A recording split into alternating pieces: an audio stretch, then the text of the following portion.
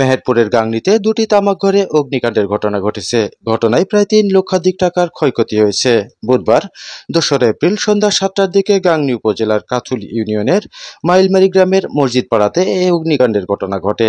মাইলমারি গ্রামের বিশ্বাসপাড়ার রুস্তম আলীর ছেলে ভুক্তভোগী রাজীব জানান, আমার ঘরের তামাক জ্বালানো শেষ হওয়ায় ঘর থেকে ২৭০ বাতার মধ্যে ১৫ বাতা তামাক বাইরে বের করেছি। হঠাৎ পাশের তামাকের ঘর থেকে বাঁশের গিরা ফুটে তা আমার ঘরে পড়লে অগ্নিকাণ্ডের ঘটনা ঘটে এবং আমার ঘরের সমস্ত তামাক সহ তামাকের ঘর পুড়ে ভস্মীভূত হয়ে যায়। এতে তিনার ১.৫ লক্ষাধিক টাকার ক্ষয়ক্ষতি হয়েছে বলে তিনি জানিয়েছেন। তিনি এর ক্ষতিপূরণের জন্য সংশ্লিষ্ট কর্তৃপক্ষের দৃষ্টি আকর্ষণ করেছেন।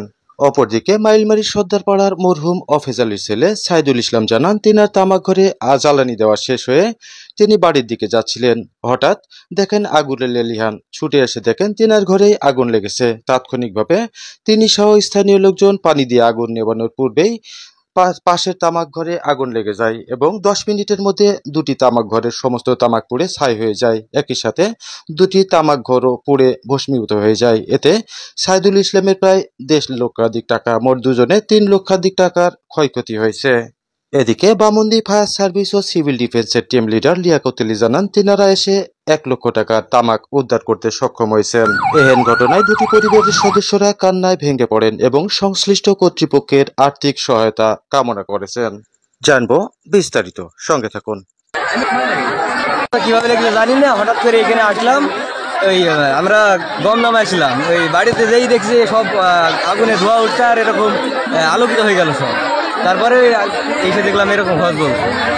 দুইটা ঘরে তামাক লোড ছিল? হ্যাঁ, 2টা ঘরে তামাক লোড ছিল।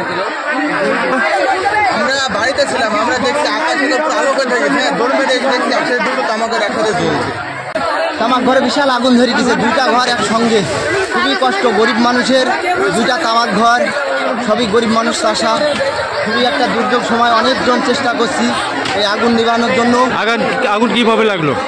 আগুনটা ওই গরম আঁকা ছিল, ওইটা ওখান থেকে এখন লেগেছে, লাগার পরে এটা এসে আবার লেগেছে। ওই ঘরটা কার? ওটা এসে সাইদুলের। মানে ওই ঘরটা হয়ে গেছিল প্রায় তামাক, পরে ওইটাই আগুন লাগার পরে এই ঘরে আগুন লাগে। এই ঘরটা কার?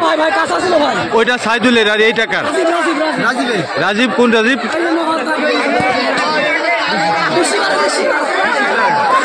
রুস্তমের ছেলে রাজীব। জি, রুস্তমের ছেলে রাজীব, বিশেষ করা।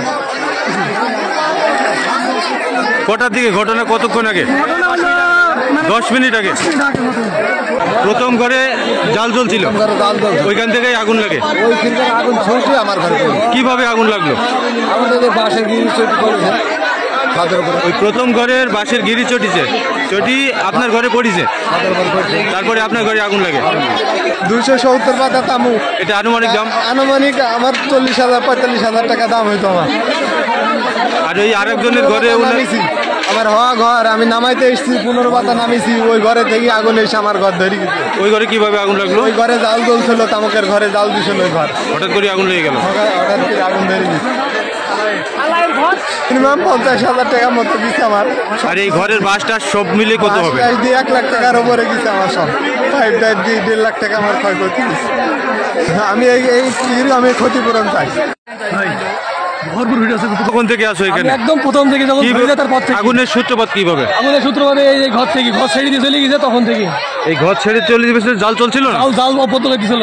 পরে আগুন কিভাবে লাগে? আগুনের পাতা পড়ি আগুন ধরে গেছে। এই ঘর থেকে ওই ঘরে হয়েছে। এই ঘরে তামাক কি হয়ে গেছিল প্রায় নাকি? সম্পূর্ণ হওয়ার পরে হয়েছে তামাক। ঘর সহ এবং তামাক সহ কত টাকার ক্ষতি সাধিত হয়েছে? 1.5 লাখ। তামাক এবং ঘর সহ। আগুনের সূত্রপাত কিভাবে হয়?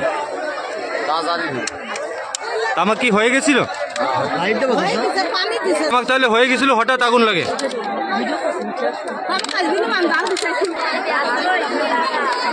সংশ্লিষ্ট কর্তৃপক্ষ ক্ষতিগ্রস্ত দুজনকে আর্থিকভাবে সহায়তা করে আগামীতে কৃষিকাজ করার সুযোগ দেবেন, এমনটাই প্রত্যাশা এলাকাবাসীর। বন্ধুরা, মনে রাখবেন, পাশাপাশি তামাকের ঘর তৈরি করবেন না এবং নিজস্ব বসত বাড়ি ছাড়া দূরে তৈরি করবেন। এতে করে আপনার জানমালের ক্ষতি থেকে নিরাপদে থাকতে পারবো।